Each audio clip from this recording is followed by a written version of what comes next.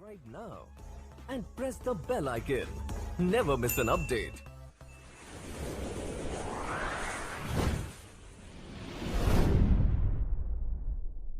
आज की वीडियो में हम क्लास 12th का चैप्टर 4 का पार्ट 2 देखेंगे, जिसमें 28 तक क्लियर कर लिए थे। 29 से स्टार्ट करेंगे। 29वां क्वेश्चन है, नालंदा विश्वविद्यालय और बमियान पर संक्षिप्त टिप्पणी लिखें। तो नालंदा विश्वविद्यालय प्राचीन काल से भारत में 3 विश्वविद्यालय था। नालंदा विश्वविद्यालय वर्धमान बिहार में, राजगिरी के निकट विक्रमशिला विश्वविद्यालय भागलपुर में तथा तक्षशिला विश्वविद्यालय पाकिस्तान में है। नालंदा बौद्ध धर्म का प्रसिद्ध विश्वविद्यालय है। इसके बारे में प्रसिद्ध चीनी यात्री ह्वेनसांग लिखते हैं कि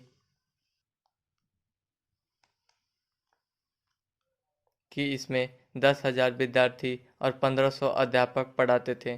सभी विद्यार्थी स्कूल के छात्रावास में रहते थे।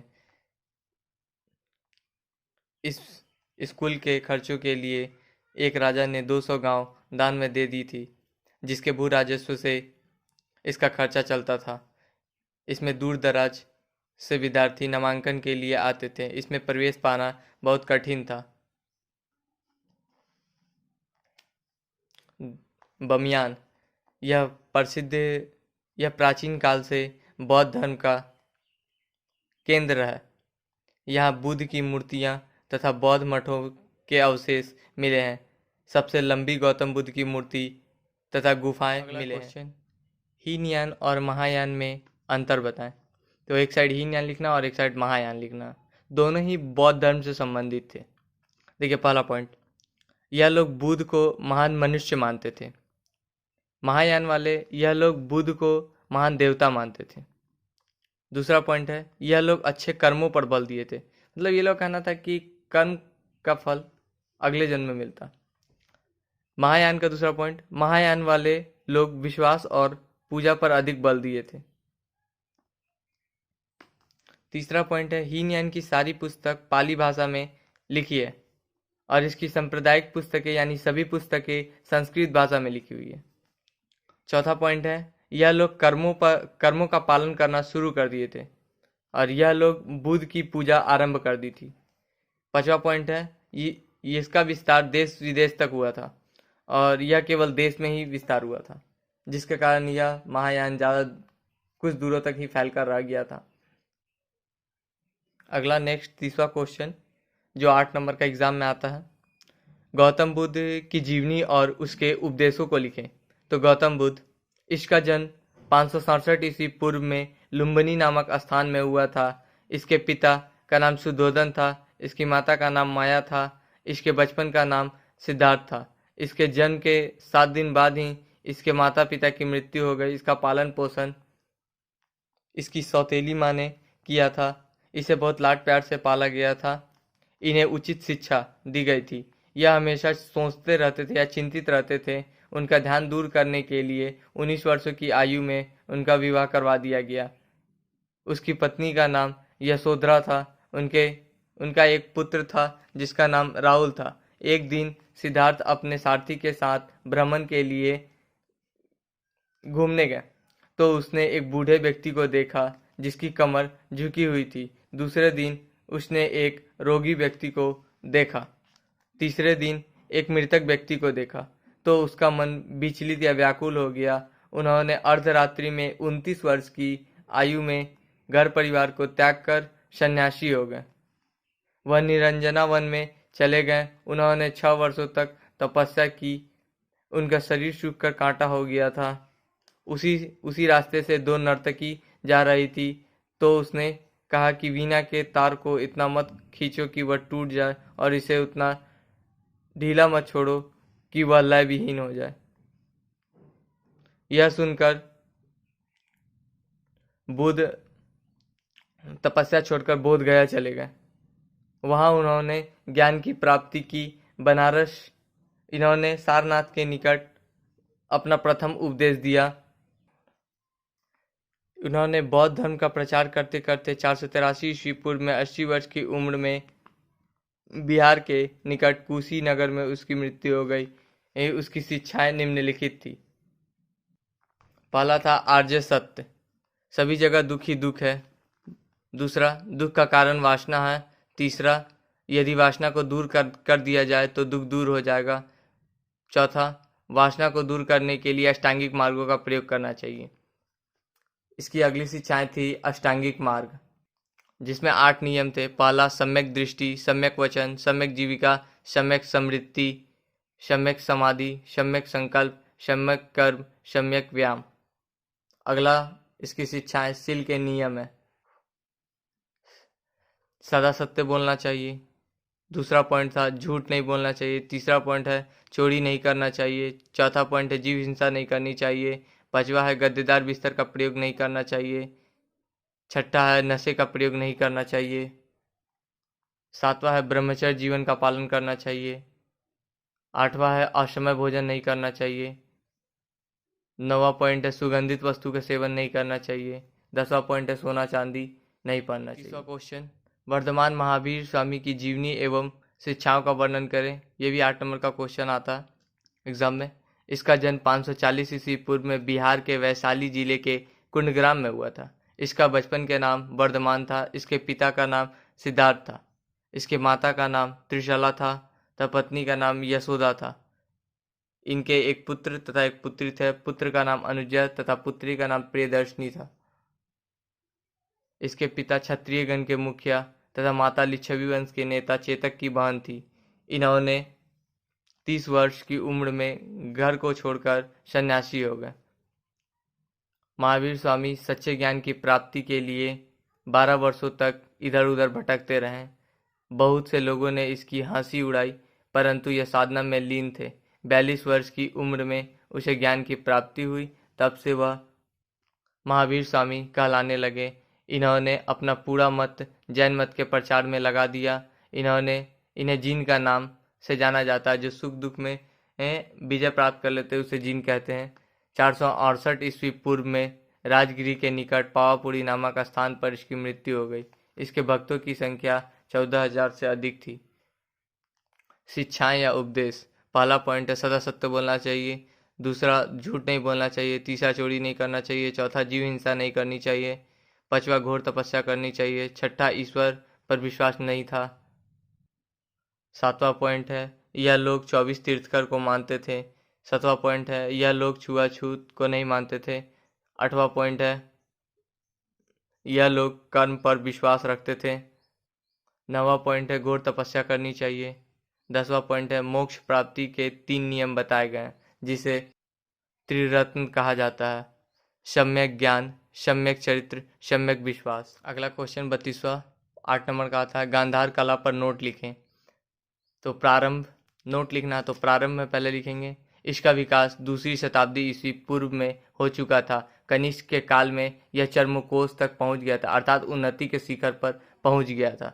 दूसरा विषय, इसकी विषय वस्तु भारतीय तथा तकनीकी यूनान है। यूनानी शिल्पकारों द्वारा भगवान बुद्ध की प्रतिमाएं या मूर्ति यूनानी वेशभूषा में बनाई गई है। विभिन्न नाम, यूनानी प्रभाव के कारण इसे विभिन्न नामों से जाना जाता है, जैसे Indo Greek, Indo Bactrian, Indo Roman, Indo हेमेलिक, ग्रीको रोमन, ग्रीको बुद्धिस्ट। लेकिन भौगोलिक परिस्थिति के कारण इसे गांधार शैली के नाम से जाना जाता है। विशेषता, पहला पॉइंट है इसकी विषय वस्तु भारतीय तकनीकी यूनान है। क्वेश्चन से ही आंसर निकाल दिया, जहाँ पे नोट लिखे हैं टोटल ऊपर में वहीं से यहाँ ये सब आंसर विशेषता बना हुआ।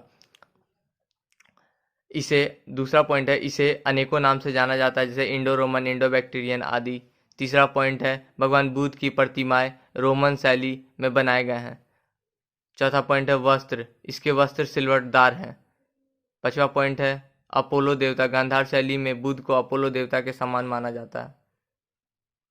अगला 33वां क्वेश्चन, प्राचीन भारतीय उपनिषद का क्या महत्व है। तो उपनिषद यह वैदिक साहित्य का अंतिम रूप है, इसलिए इसे वेदांत भी कहते हैं। ये 5 नंबर का आता है।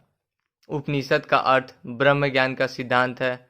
इसमें आत्मा और परमात्मा के मिलन का स्वरूप कराया गया है। वेदांत कर्म माया मोक्ष के सिद्धांत पर का वर्णन है। उपनिषद में कर्मकांड की अपेक्षा जीवन की पवित्रता एवं अच्छे कर्मों पर बल दिया गया है। उपनिषद की संख्या 108 है। इसमें 11 उपनिषद का महत्व अधिक है।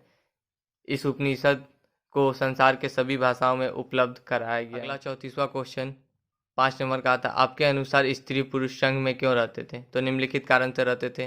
पहला, प्रभावित, वह बुद्ध की शिक्षाओं से प्रभावित थे। दूसरा, कई स्त्रियां धर्म का प्रचार करना चाहती थी। तीसरा पॉइंट है, वह धर्म की उपदेशिका मतलब उपदेश देना चाहती, प्रवचन देना चाहती थी। चौथा पॉइंट है, निर्वाण प्राप्त, वह थेरी बनना चाहती थी, अर्थात निर्वाण प्राप्त, जन्म और मृत्यु के चंगुल से आज़ाद हो जाना निर्वाण कहलाता। अगला 5वां पॉइंट है, वह वैदिक धर्म से खुश नहीं थी, इसलिए वह बुद्ध की शिक्षाओं को प्रचार करना चाहती थी। अगला 35वां क्वेश्चन 5 नंबर का था। स्तूप क्यों और कैसे बनाए जाते थे? स्तूप गौतम बुद्ध की अस्थियों पर अर्धगोलाकार रूप में, मतलब अर्धगोलाकार मतलब आधा होना चाहिए, गोलाकार रूप में टिल्ले या टिब्बों को स्तूप कहते हैं। लोग इसकी पूजा करते थे। बनाने की विधि, यानी स्तूप बनाने की विधि, इसका निर्माण दान द्वारा किया जाता था। दान देने वाले राजा, शिल्पकार और व्यापारी आदि थे। इसमें से कुछ पुरुष, स्त्री, भिक्षु भी होते थे। अगला 36वां 5 नंबर का क्वेश्चन है, ऋग्वेद लोग किन किन देवताओं को और क्यों पूजते थे? उपासना की विधि का वर्णन कीजिए। तो ऋग्वैदिक काल या वैदिक लोग सूर्य, अग्नि, वायु, जल देवताओं को पूजा करते थे। ऋग्वैदिक काल में इंद्र सबसे प्रतापी राजा थे, जिन्हें वर्षा का देवता कहते हैं। दूसरा देवता अग्नि थे। अग्नि में देवताओं और मानव का मध्य स्थल माना जाता है।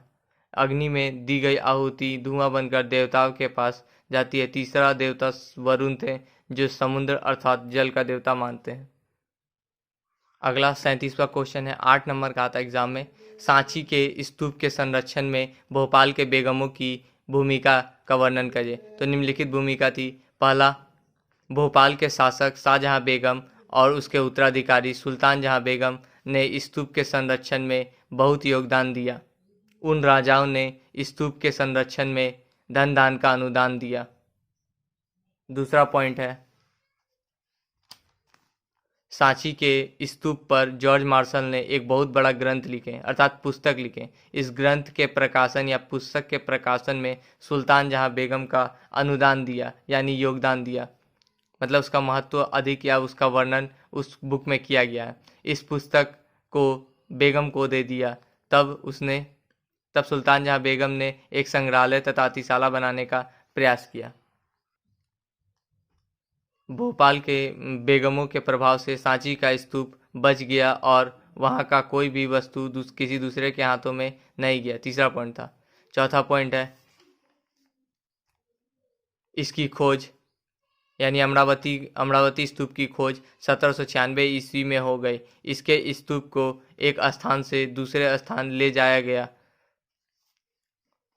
पांचवा पॉइंट है, तोरण द्वार। सांची के स्तूप की खोज 1818 ईस्वी में हुई। उस समय वहां पर 3 तोरण द्वार खड़े थे, चौथा तोरण द्वार गिरा हुआ था। अतः भोपाल के बेगमों के प्रभाव से सांची का स्तूप बच गया और अमरावती का स्तूप नष्ट हो गया। 38वां क्वेश्चन, बकाटको चालुक्यों और पल्लव शासकों की मंदिर वास्तुकला का वर्णन करें। तो निम्नलिखित है। बकाटक शासक, इसने सुंदर सुंदर मंदिरों का निर्माण कराया। टिनोवा और नचना नामक स्थान पर मंदिर बनाए गए। दूसरा, चालुक्य राजा, चालुक्यों के शासनकाल में भी मंदिरों का निर्माण कराया गया। बादामी का विष्णु मंदिर, लकुंडी का काशी विश्वेश्वर मंदिर, ऐहोल का विष्णु मंदिर, यह सब बनावट के कारण यह प्रसिद्ध था। ऐहोल के पत्थरों को काट काट कर सुंदर सुंदर दृश्य बनाए गए थे, अर्थात चित्र बनाए गए थे। तीसरा पॉइंट है, पल्लव शासक। इसके द्वारा बनाई गई मंदिर या मूर्तियां दक्षिण भारत की सर्वोच्च कलाकृतियों में से एक है। पल्लव वंश में 4 प्रकार के भवन बनाए गए थे। पहला, महेंद्र वर्मन के काल में चट्टानों को काट काट कर भवन का निर्माण कराया गया था। दूसरा, नरसिंह वर्मन के काल में पत्थरों के द्वारा मंदिरों बनाया गया था। तीसरा था, राशिन ब्रह्मन के काल में भी में मंदिरों को बनाया गया था, जिसमें काशी का कैलाश मंदिर। चौथा, अपराजित पर्वत के काल में भी मंदिर बनाए गए थे। अगला 39वां लास्ट क्वेश्चन, ऋग्वैदिक काल और उत्तर वैदिक काल के लोगों में धार्मिक अंतर क्या था? तो ऋग्वैदिक काल यह बहुत सरल था। इसमें बिना आडंबर के विभिन्न प्राकृतिक शक्ति की पूजा खुले स्थानों पर की जाती थी। ऋग्वैदिक काल में सूर्य, अग्नि, इंद्र, वरुण देवता की पूजा की जाती थी। दूसरा, उत्तर वैदिक काल, यह सादगी से भरा होता था। इसमें अंधविश्वास का बोलबाला था। पुरोहित यज्ञों पर बलि देते थे। एक यज्ञ में कई ब्राह्मण बैठते थे। देवताओं की प्रसन्नता हेतु बलि दी जाती थी। उत्तर वैदिक काल में शिव, गणेश, विष्णु, ब्रह्मा आदि देवताओं की पूजा की जाती थी।